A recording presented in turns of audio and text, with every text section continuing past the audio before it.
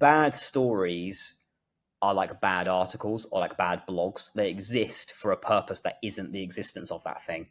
So like a terrible article, in my opinion, is one that exists to fit keywords into it.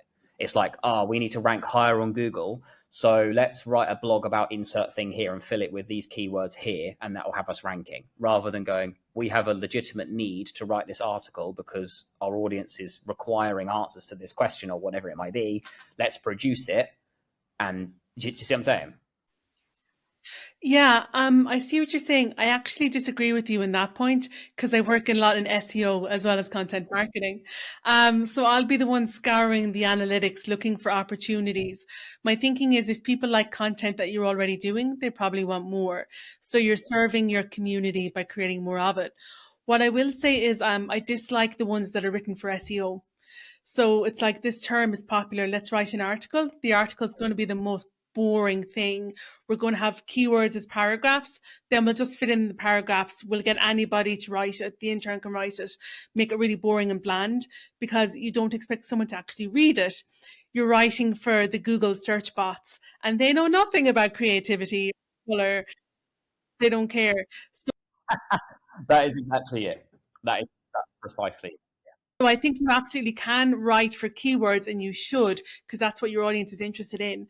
But I think you do need a person, someone who knows what they're doing, to write something that's actually useful for your audience, or else you're just wasting everyone's time.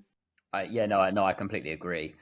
I think it's just, again, it kind of comes back to that quote unquote like manufactured content. I think people just know, and I'm a big believer in that. Like, the people that you're speaking to are probably more informed than you think they are. They nearly always, like when they come to your, especially from a business perspective, they come to your business, they've probably already pre-qualified you. They've probably figured out who you are. They've looked at other people. So they're not Martians. That they have some preconceived knowledge. And I think on social media, so many of the manufactured stories have this assumption that people don't know anything, and it's like they actually do. They're pretty intelligent. They've probably seen it before. They might have already used it before.